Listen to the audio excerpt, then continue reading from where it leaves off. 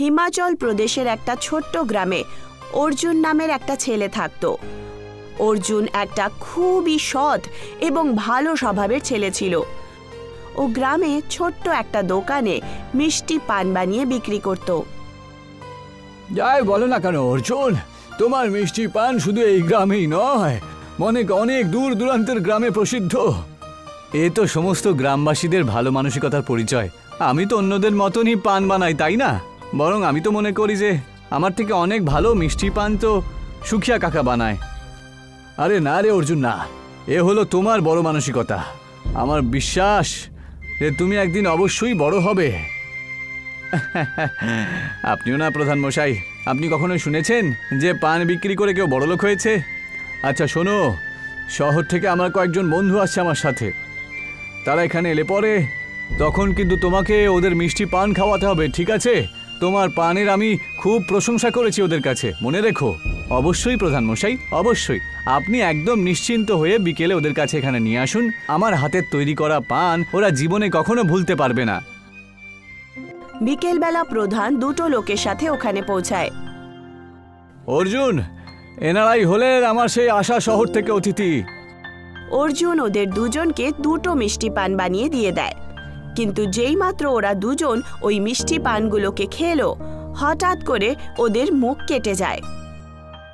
কি হলো?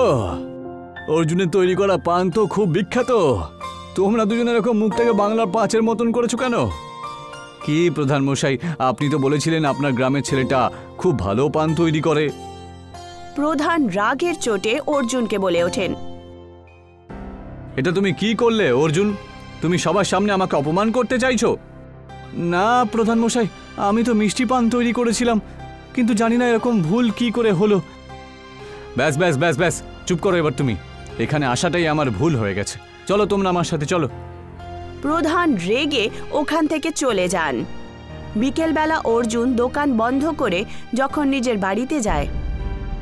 কতবার আমি তোমাকে বলেছি যে দোকান এত তাড়াতাড়ি বন্ধ করো না। এইসব তুমি কি কথা বলছো বাবা? রাত্রি 11টা বাজছে এখন। তুমি কি চাও যে আমি সারা রাত দোকানটা খুলে রাখবো? আমিও তো মানুষ, ক্লান্ত হয়ে যাই। হ্যাঁ হ্যাঁ, আমি জানি যে তুমি কত পরিশ্রম করো। আরে তোমার আর কি কাজ? সারাদিন বসে বসে দোকানে শুধু পান বিক্রি করো, তাই না? দাও তাড়াতাড়ি দাও, সারা মাসে যা ইনকাম করেছো আমাকে দিয়ে দাও। অর্জুন 10,000 টাকা নিজের বাবার হাতে রেখে দেয়। বাবা, এই মাসে রোজগার এতটাই হয়েছে। তুমি খুব ভালো করেই জানো অর্জুন যে আমি মিথ্যা একেবারে পছন্দ করি না।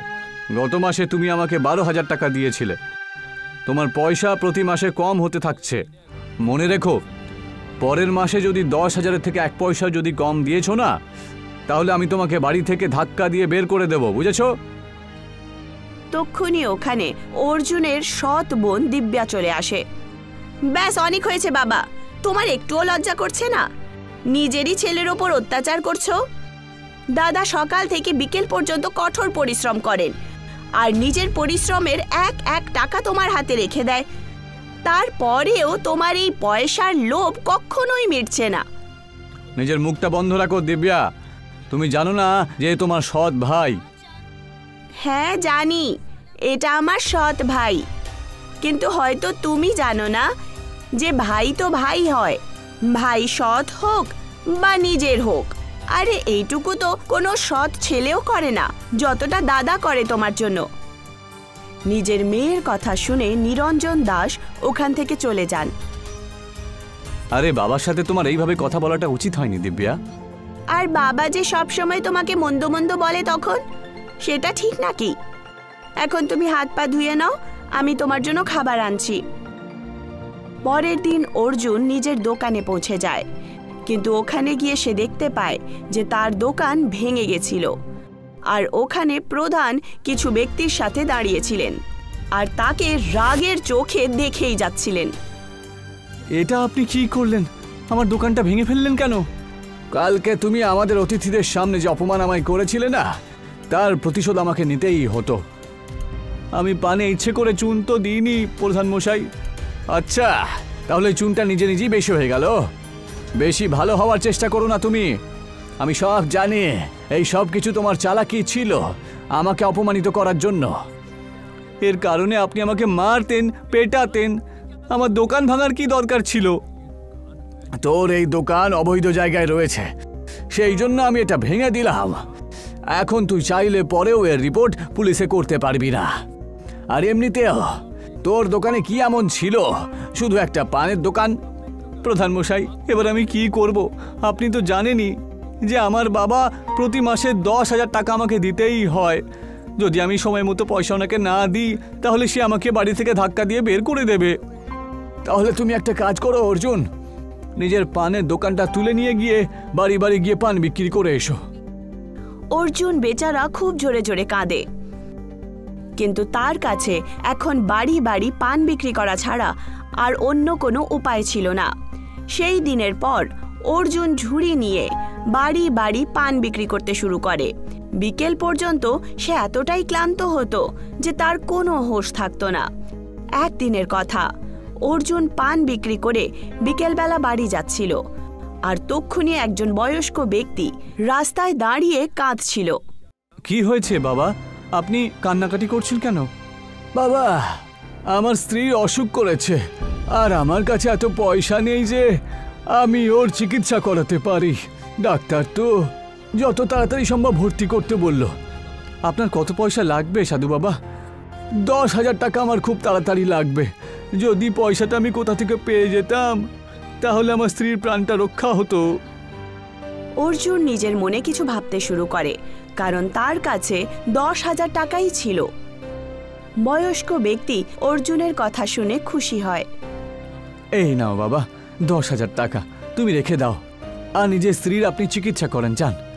বাবা, আমার কোনো সন্তান নেই, কিন্তু গ্রামের ওই পাহাড়ের কাছে আমার একটা জমি রয়েছে। তুমি যদি চাও ওতে চাষবাস করতে পারো। বাবা, কিন্তু যদি তোমার কাছে জমি পড়েই ছিল তাহলে ওই জমিটাকে বিক্রি করে তুমি তোমার বউয়ের চিকিৎসা করালে না কেন? এত তাড়াতাড়ি কেউ কিনতে পারতো না বাবা। কিন্তু আমি ওই জমিতে কিসের চাষ করতাম? তুমি তো পান বিক্রি করো, তাই না? তাহলে পানের চাষ করছো না কেন? এইটুকু বলে সেই ব্যক্তি পানের টুকরো অর্জুনকে দিয়ে দেয়, আর খুব রহস্যময়ীভাবে বলে ওঠেন, এটা কোনো সাধারণ পানের টুকরো নয়, এটা একটা জাদুর পানের টুকরো। অনেক বছর আগে এই পানের টুকরোটা নিয়ে আমায় কেউ দিয়েছিল। আজকে এই পানের টুকরোটাকে আমি তোমাকে বরদান স্বরূপ দিলাম। তুমি যেই এই পানের টুকরোটাকে মাটির তলায় পুঁতে দিয়ে বের করে নেবে, কিছুক্ষণের মধ্যেই পানের জমি একেবারে ভরে যাবে, বুঝেছো? তবে মনে রেখো, বেশি লোভ করো না আর বেশি পান চাষ করো না, জানো? এইটুকু বলে সেই বয়স্ক লোক ওখান থেকে চলে যান, আর অর্জুন নিজের বাড়িতে চলে আসে। পয়সা কোথায় অর্জুন? পয়সা নেই বাবা, আমি তোমাকে পরের মাসে 20,000 টাকা দিয়ে দেব। ঠিক আছে, মনে রেখো, যদি পরের মাসে 20,000 না দিয়ে থাকো তাহলে এই বাড়িতে তোমার জন্য আর কোনো জায়গা থাকবে না, মনে রেখো কিন্তু। অর্জুন নিজের বাবার কথায় কোনো মন দেয় না। পরের দিন অর্জুন সেই ব্যক্তির কথা অনুযায়ী নিজের জমিনে পৌঁছে যায়, আর অর্জুন সেই ছোট্ট পানের টুকরা মাটিতে পুঁতে দেয়। আর যেই মাত্র সে ওই অংশে জল দেয়, দেখতে দেখতেই জমির প্রত্যেক ভাগ থেকে ছোট্ট ছোট্ট পানের গাছ উৎপন্ন হয়। অর্জুন সেই পানের টুকরোটা বার করে নেয়। বাবা তো সত্যি দেখছি বেশ চমৎকারী একজন লোক। আর সেই দিন বেশি দূরে নেই যেদিন আমি দেখতে দেখতে অনেক বড় লোক হয়ে যাব, আর নিজের বোনের বিয়ে আমি ধুমধাম করে করাতে পারবো। সেই দিন থেকে অর্জুন পানের খেতি করতে শুরু করে, আর অর্জুনের দিন পাল্টে যায়। পরের মাসে অর্জুন পুরো 30,000 টাকা নিজের বাবার হাতে রেখে দেয়, আর ওখান থেকে চলে যায়। এর কাছে 30,000 টাকা কোত্থেকে চলে এলো? যতদূর আমি শুনেছি ও তো দোকানটা নাকি ভেঙে দিয়েছে প্রধান মশাই। কিছু একটা গন্ডগোল অবশ্যই আছে। আমাকে খোঁজ নিতেই হবে যে এত পয়সা ও কোত্থেকে নিয়ে আসছে।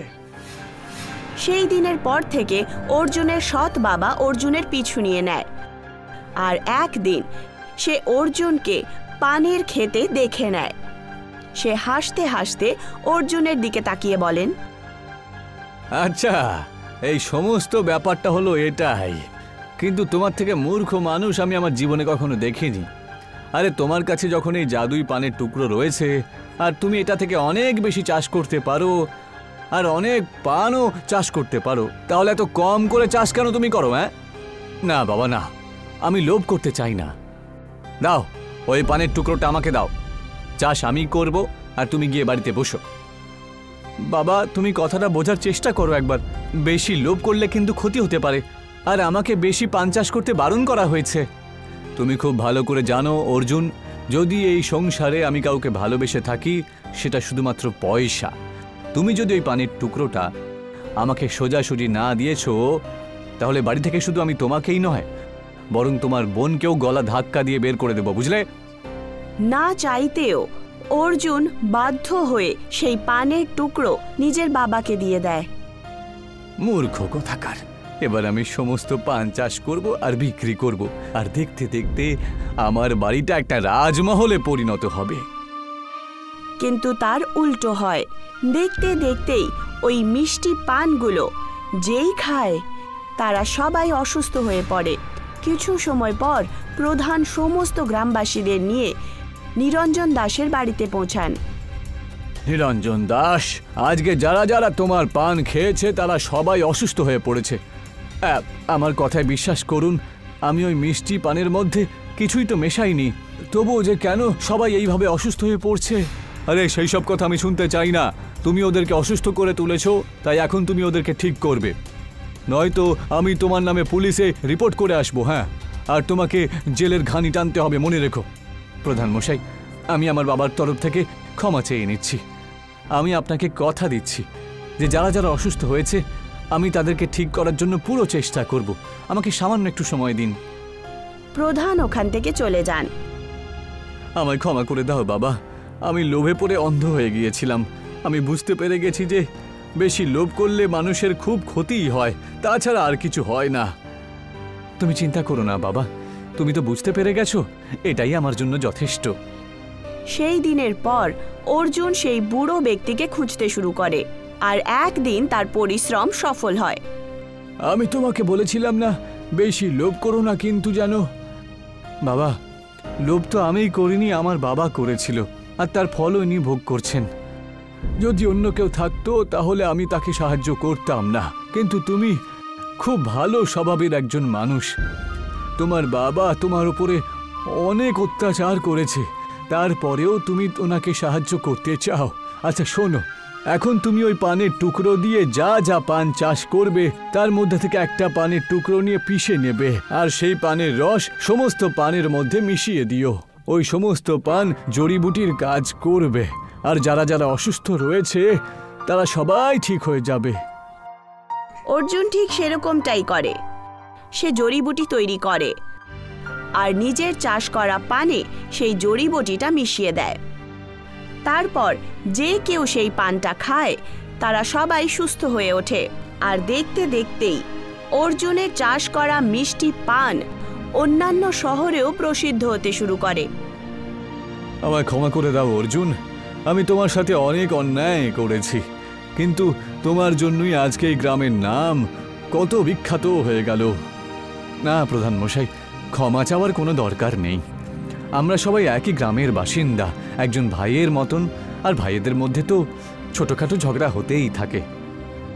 অর্জুনের কথা শুনে প্রধান হাসতে শুরু করে। কিছু মাস পর অর্জুন নিজের বোনের বিয়ে খুব ধুমধাম করে দেয়। এখন তার পিতা অর্জুনকে নিজের ছেলের থেকেও বেশি ভালোবাসতে শুরু করে, আর অর্জুন আজও জাদুই মিষ্টি পানের চাষবাস করে।